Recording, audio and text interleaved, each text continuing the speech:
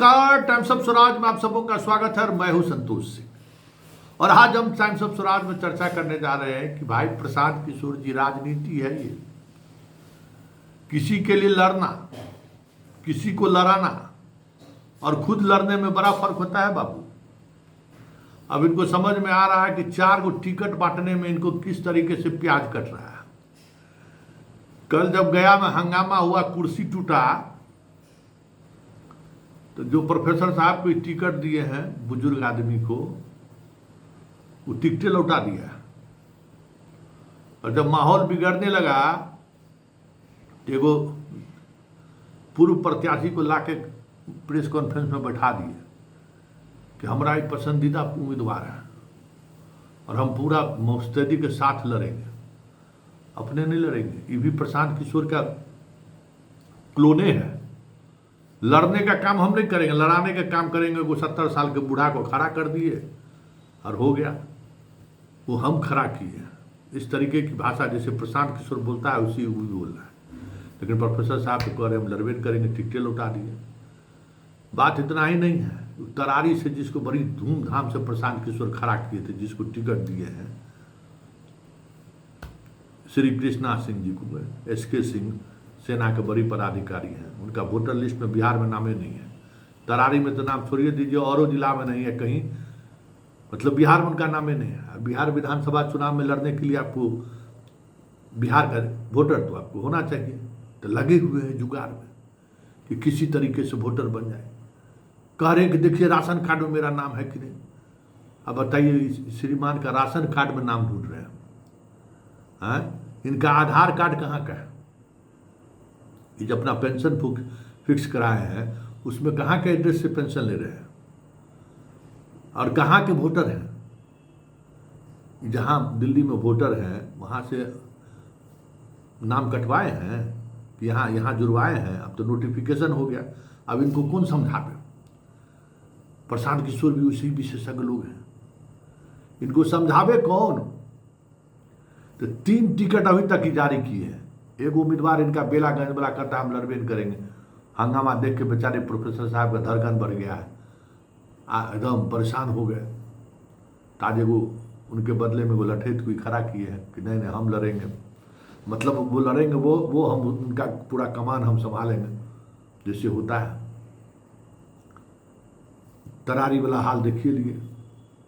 इमामगंज से जिस डॉक्टर साहब को टिकट दिया था, जरा पता कर लीजिए, इमामगंज में बगले में है, गया के बगले में है, गया और औरंगाबाद जो 4 लेन है ना, उसी में बीच में इमामगंज है। शेरघाटी से बाएं जाइएगा तो इमामगंज है। जरा पता करिए कि डॉक्टर साहब किस तरीके के डॉक्टर हैं और किस तरीके का इलाज करते हैं, कुछ कहने की जरूरत नहीं है। उम्मीदवार का लिटमस टेस्ट ले लीजिए कि प्रशांत किशोर जी जिस उम्मीदवार को चयन किए हैं उस उम्मीदवार का क्षेत्र में छवि क्या है। हाँ, पढ़ा लिखल डॉक्टर कौन डॉक्टर है, जरा ये भी पता कर लीजिएगा। समझिए कि इमामगंज में कोरोना काल में बड़ा सस्ता इलाज करते थे, तो डॉक्टर कौन है तो ज़रा पता कर लीजिए, कहाँ से पढ़े लिखे हैं कि खाली डॉक्टर टाइटले लिखा हुआ है। सब कुछ पता करिए, क्योंकि ये सब बातें इसलिए हो रही है कि प्रशांत किशोर एक अलग तरीके की पॉलिटिक्स की बात कर रहे हैं। नहीं तो किसको खड़ा कर रहे हैं, क्यों खड़ा कर रहे हैं, क्या मतलब है? तो जब अलग तरीके के पॉलिटिक्स कर रहे हैं तो ऐसा उम्मीदवार ला रहे हैं जो वोटरे नहीं है। ऐसे उम्मीदवार को आप सामने ला रहे हैं कि क्या है, पढ़ा लिखा है, खाली हमको दिखाना है कि देखिए हम कैसे पढ़े लिखे लोगों को चुनाव लड़ा रहे हैं। और इस 70 साल 72 साल का बेचारे बूढ़े प्रोफेसर साहब चल फिर भी नहीं पा रहे हैं, ठीक से बोल भी नहीं पा रहे हैं, और उनको टिकट दे दिए। तो टिकट क्या करेंगे बेचारा, क्या लड़ेंगे? तब लड़ेंगे। बाहुबली को अब दिए हैं कि भाई अब आप संभालिए, क्योंकि इनको तो प्रेस कॉन्फ्रेंस में हवा निकाल दिया कल इन लोगों को। तो पहले जरा सुन लीजिए कि किस तरीके से उम्मीदवारों का बखान कर रहे हैं प्रशांत किशोर और इनका जो वो आयातित प्रदेश अध्यक्ष है। वो इमामगंज कॉन्स्टिट्यूएंसी से हमारे उम्मीदवार होंगे डॉक्टर जितेंद्र पासवान। डॉक्टर साहब अपने यहाँ सभी लोगों के बहुत अच्छी तरह परिचित हैं। एक बहुत ईमानदार और स्वच्छ छवि के नेता वो आपको देंगे, जो जिंदगी भर उन्होंने कमजोर वर्ग के लोगों को, बच्चों, महिलाओं वगैरह को मुफ्त इलाज करने के लिए वो पूरी कॉन्स्टिट्यूंसी में जाने जाते हैं। अब मैं आपसे गुजारिश करूंगा कि हमारे साथी जो हमारे बगल में अमजद भाई बैठे हुए हैं, इनकी बात सुनिए और बेलागंज को लेकर इनकी जो सोच है ये इनका, क्योंकि पार्टी ने बेलागंज में अमजद भाई को उम्मीदवार बनाने को तय किया था। अब अमजद भाई यहाँ आपके साथ बैठे हुए हैं, आपको आपके सामने अपनी बात रखेंगे और फिर आपके सवाल में इसके बाद में होगा। मेरा नाम मोहम्मद अमजद है। मैं बेलागंज में आपके 2001 में मुखिया बने थे, 5 साल मुखिया रहे। उसके बाद 2005 में पहला चुनाव लोजपा से लड़ा, 9000 वोट से हम हार गए थे। दूसरे उसी आपके 6 महीने के बाद जदयू से चुनाव लड़े थे, उन्हें 5900 वोट से हम हारे थे।